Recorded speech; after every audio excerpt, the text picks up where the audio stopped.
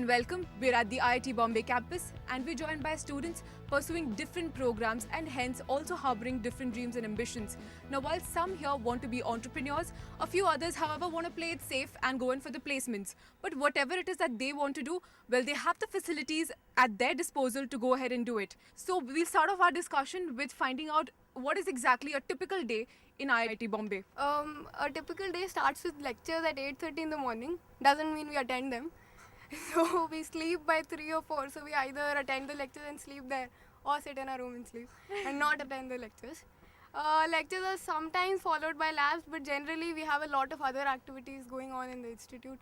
So we have Mood Indigo, that is the biggest cultural fest. That's a technical fest. We have Inter-IIT Sports Meet. So basically lectures and labs are followed by either cultural activities or technical activities. So, is your day also as eventful as ours? I think everyone's is. It's more or less the trend on campus to do something over and above academics to try to distinguish yourself from others or to just pursue your passion. And it's not necessary that everyone does the same thing, but somebody could just be doing a startup in their spare time, somebody could be doing anything else. It's tough to tell, really. So another thing I wanted to discuss is, the ratings just came out, and according to international ratings, well, IIT Bombay has surpassed IIT Delhi, and y'all are ranked 222. So, what do you think are the factors? I mean, that helped y'all, beat Delhi. So basically, the QS they consider a lot of things. Let's say like the faculties here, the academics here.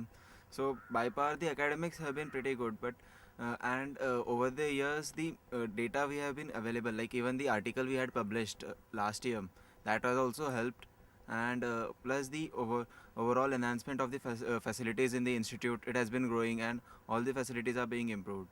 Okay. So facilities and what else apart from that? What about the faculty, and you have a lot of other factors as well.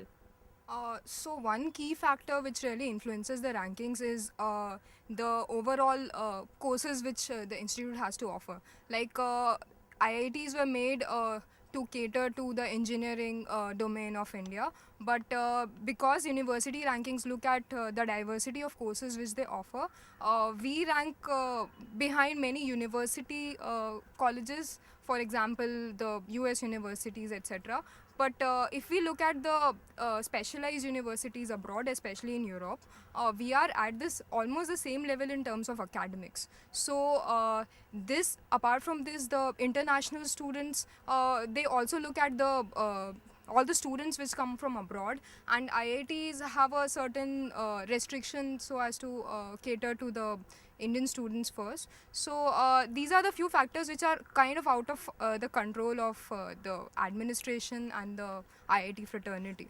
So we did surpass IIT Delhi, but to get to the top 100 or to top 50, we have to manage all of these factors, which will happen in the near future, but not as immediately as we would think.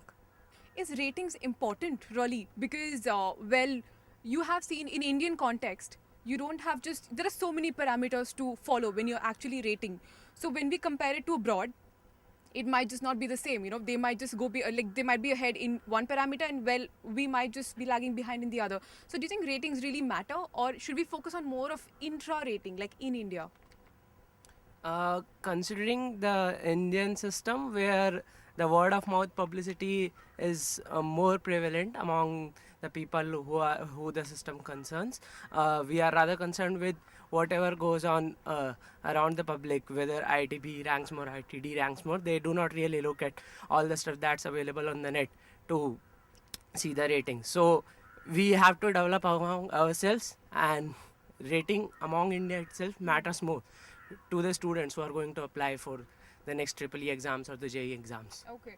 So do you happen to agree with him, or do you think we need to keep this competition with abroad, with the universities abroad, like it should be there to ensure that we work harder to ensure that we also reach that level?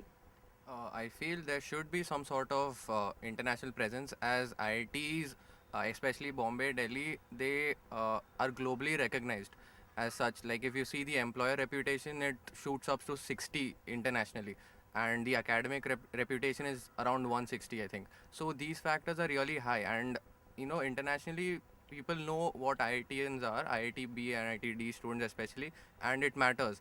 Whereas if you consider Indian rankings, we can have a look at that as well. But the thing is, to improve our international rankings, the administration has to spend a lot in hiring more temporary faculty, say, or advertising aggressively in foreign nations so that we get more international students here.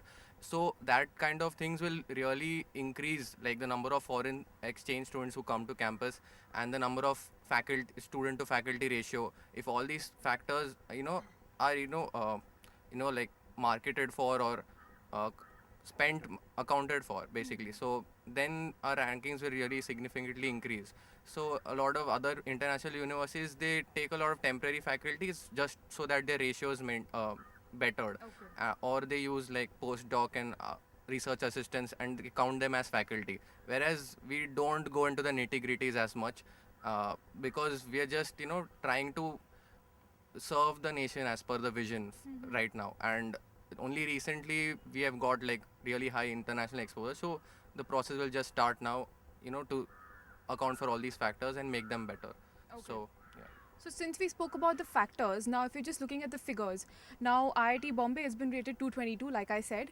So where do you think, and this is the first one, like the topmost Indian university in this rating. So why are there no more universities which are going into the top 200, in India? Where are we lagging behind when it comes to this? I guess the facilities in other universities in India are not at par with the IIT level. And suppose like many new colleges are coming up, so we are like there is a trade-off between quantity and quality. That's why we cannot see many universities in the top 200. There are just like a couple of 3 marquee universities which figure in the top 250 rankings. So that is the main thing which we need to focus on, that is quality of education or the quality of facilities we are providing in like NITs and the newer IITs which are coming up right now. Absolutely. So like he said, quality is the most important factor here instead of the quantity. Would you agree with that? Like, does quantity also matter, or is it the quality that we should be looking at? For the higher education part especially, I think there is a quality that we are not looking at, because even MHRD is opening lots of new IITs, but they are not looking at the facilities that they are going to provide at new IITs. They are just branding it as IITs and IIMs. So we should instead with the existing NITs and IITs, we should give them more facilities and more funding in order to let them excel in the particular field, and then we can probably open more new IITs and also with a lot more funding. Okay. Do you want to add something to that? Anything more that we can do? So I think research funding matters a lot when you go to other universities and other colleges at India. And if you look at IITs, we get a huge amount of research funding from not only from the MHRD but also from alumni, and that creates a great impact. And also, since the amount of funding is high enough over here, we can actually employ international standard faculty over here, whereas it may not be possible in other colleges across India, which creates a type of a problem because you don't have that much stature of education being imparted at that in other colleges. So I think it is important to improve upon the present number of colleges rather than to opening new IITs or new colleges, so that we can go to an international structure and probably then look up to developing new IITs so that they can have proper infrastructure and facilities as well. Okay, absolutely. So he touched upon research being, initiated, and more people, well, being a part of research, like going ahead and initiating that. So what do you have to say about that? Do you think we do enough to promote research in our country? I think the funding for research in our institute is not sufficient. So if the government makes more efforts to increase the funding, then maybe we can have research which in terms of quality is at par with, say, an Ivy League institute. So the funding is the main problem. Okay.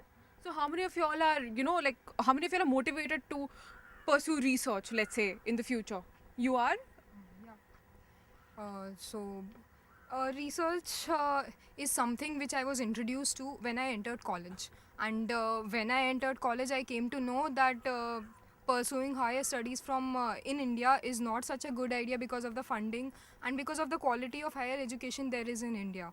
So we have to again go into the struggle of searching for Ivy League universities to go into research, and getting exposed to research during your undergraduate level is as difficult because you have to search on your own, you have to search for avenues in which you can research, and probably because of the focus into the academic curriculum and sticking to it, we might not get the opportunity to diversify and explore more options.